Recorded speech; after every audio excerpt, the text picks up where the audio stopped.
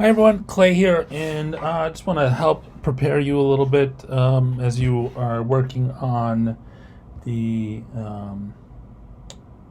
style and editing portfolio. For the first part of those assignments, I'm going to talk today about phrases and clauses. So I think first thing I want you to sort of think about is how in language there are multiple levels of meaning. So more specific levels are smaller. They're less complicated. So words would be this most specific, independent sort of units of meaning that you will sort of want to think about as you write. Larger, more general example of meaning would be a book. So there's stuff in between, right? So, books contain chapters or maybe articles, and so a book offers a kind of meaning. A chapter, an article offers a kind of meaning. There's paragraphs within chapters and articles, and each of those sort of is making a point. It has a unit of meaning, but it's pretty general. A sentence is much more specific than a paragraph, and it contains clauses and phrases and words. And so, a clause contains multiple phrases. A phrase contains multiple words. So there's this sort of like movement in between levels of more general and more specific levels of meaning. Phrases, now it's important, words I think we understand, and phrases and clauses you may or may not have come across these concepts of ways of thinking about how language works. So phrases are groups of words that have a meaning. So examples of noun phrases are phrases, a cluster of words that are centered around a noun. For example, black cat, an old iPhone model, a very delicious muffin. So then we have verb phrases, loudly demanded, still works very well, slowly nibbled. Prepositional phrases are another set of phrases that happen, and they basically contain a preposition plus a noun phrase. And they'll kind of become important later on. But for now, on the porch, in my pocket, between two books. Prepositions, one way to think about prepositions is, we sort of know what nouns are, person, place, thing, right? Verbs are something that we do, some action. Prepositions, one way to think of it is a preposition is typically, most prepositions are like anything a mouse can do. A mouse can go in, on, over, between, around, under, etc. So clauses contain a subject and a predicate. A subject is a noun phrase typically, or sometimes it's a little bit more, but a cluster of words that contains the central thing that the clause describes. So that central person, place, or thing. It might contain a noun or a pronoun or a proper noun. There's going to be whatever adjectives and adverbs depending on the subject. And sometimes it's just one word, like me, or sorry, I, or you. But it could be more, like the black cat or the delicious muffin. Predicates. Predicates are the verb phrases in the clause. So verb phrases here that are describing the relational state of the subject. So the action that's happening to the subject. It might contain an auxiliary verb that describes time, duration, or certainty, like I had arrived, as well as related adverbs and adjectives depending on the predicate. But it could just be one word. It could just be the verb, like I run. I is a subject, run is a verb. I is a noun, run is a verb. I would be the subject, run would be the predicate in a clause. Okay, there are three types of verbs to sort of be aware of in predicates, and this will just sort of help you think about like what needs to happen in a clause or a sentence. So first, there's transitive verbs, and these verbs require an object, and a lot of our verbs are transitive verbs. And so the object is going to be a noun phrase, right? Because objects are nouns. Objects are the things that are receiving the action. And so to figure out what the object in the sentence is, you might ask, what did what did, subject plus verb. So, like in the sentence, I folded the laundry, which noun is the object? Well, what did I fold? I folded the laundry. Okay, the laundry is the object. Intransitive verbs, on the other hand, don't require any object. They are sometimes often followed by a prepositional phrase. So arrive is an example of an intransitive verb. We arrived, or we arrived on time. So on is a preposition, and so some verbs now can sort of move in between these two categories, these first two categories of transitive and intransitive verbs, which means sometimes these verbs require an object and sometimes they don't. So, for example,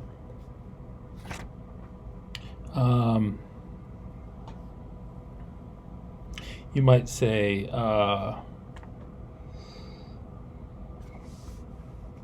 let's see, I've lost my example. 1 second.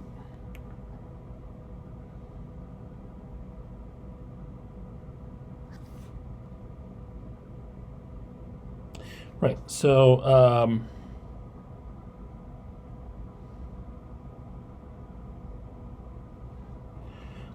like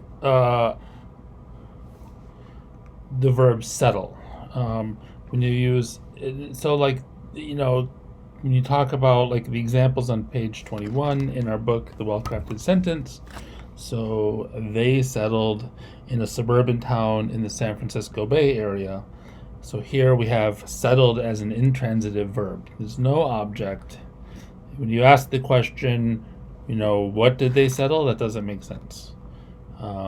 They settled in a suburban town in the San Francisco Bay Area. So we get this prepositional phrase after settled. But you could also say they settled the dispute. A dispute is a noun. It's an object here. So, they settled the dispute. And what did they settle? The dispute. So here, settled would function as a transitive verb. It's helpful if you're trying to figure out, you're trying to break up a sentence and figure out what's going on or how to fix something. One easy way to find a lot of intransitive verbs is just to find that prepositional phrase. And if there's a prepositional phrase, it's not, you don't have an object. Linking verbs are another class of verbs that will appear in predicates, and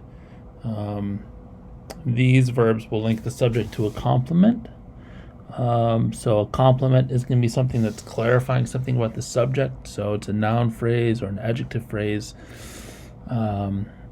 that clarifies something about our subject. So, for example, linking verb, the most common by far is any version of to be. So they are students. Students aren't the object here, but it's clarifying for us what the subject of they entails.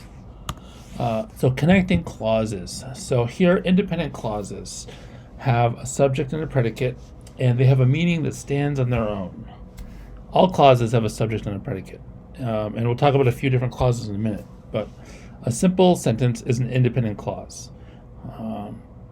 The cat ate his food. Coordinating conjunctions are one way to connect two independent clauses. So there's 7 in English: for, and, nor, but, or, yet. So fanboys, you can remember fanboys as a mnemonic device. Remember the 7 coordinating conjunctions in English. When you're connecting two independent clauses, you've got the subject and the predicate. Then you have a comma. Then you have one of the fanboys. And then you have the other independent clause, the subject and the predicate. So you have clause 1, coordinating conjunction, clause 2. I ran, and I ran, comma, and I won the race. 2, connect. You can connect them with punctuation. You can use a colon, semicolon, a long dash. Basically, you just put whichever one of those three punctuation marks you want, depending on the type of sentence or the type of connection you want to create in your sentence. You can't have two independent clauses without a punctuation in between them, and you can't have, that would be a run-on sentence, and you can't have just a comma. That would be a comma splice. So when you have either a run-on sentence or a comma splice, you either need to add a coordinating conjunction, or maybe use a period to separate the two clauses, or use a different kind of punctuation, colon, semicolon, or a long dash. Modifying phrases, these add new pieces of information to some part of the sentence. You can modify nouns, verbs, adjectives, and adverbs. They're usually a prepositional phrase. For example, in the class, around the block, under the law.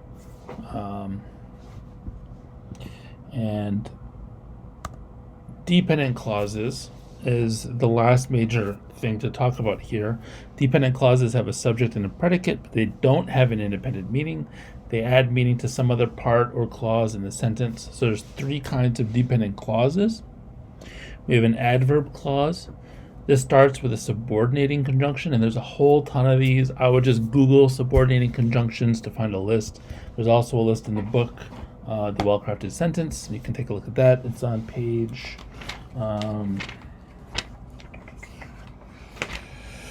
30, but there's a ton of them in English. And so adverb clauses start with one of these coordinating conjunctions. Subordinating conjunctions. As, although, because, before, even though, whenever, etc. And so you're going to put an adverb clause either before or after an independent clause to create, it's called a complex sentence. And so, for example, you might say, the cat waited next to the cupboard because he was hungry. So the cat waited next to the cupboard. That's an independent clause. We've got a subject, the cat. We've got a predicate, waited, and here we have by the cupboard. So an intransitive verb. The cat waited by the cupboard, and then we have another clause, a dependent clause. It starts with the subordinated conjunction because he was hungry. So the cat waited by the cupboard, that has a complete thought. It doesn't need anything else. That could be the cat waited by the cupboard, period. That could be a sentence. You can ask yourself the question, is it true that the cat waited by the cupboard? And we can say yes, or we could say no, because it has an independent meaning. Because he was hungry does not have an independent meaning. It depends on something else. In this case, it's depending on an independent clause. So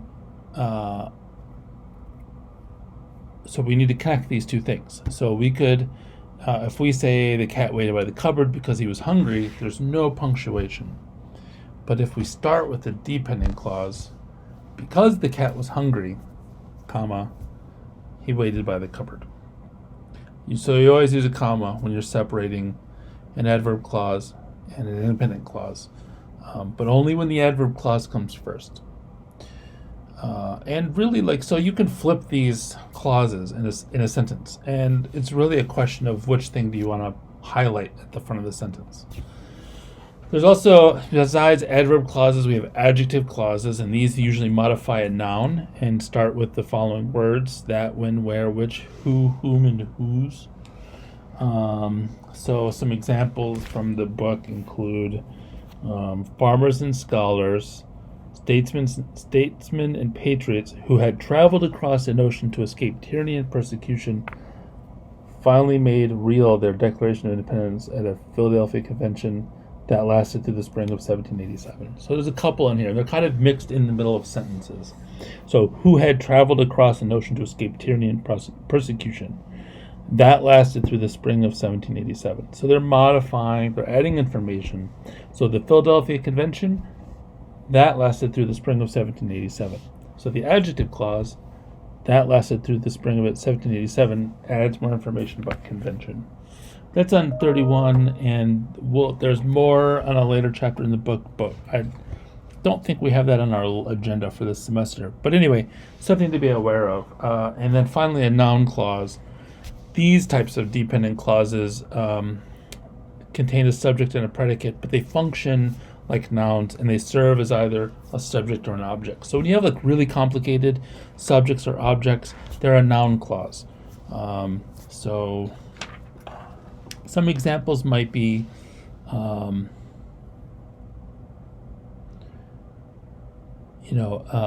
here, that their job of socializing their children is far from done.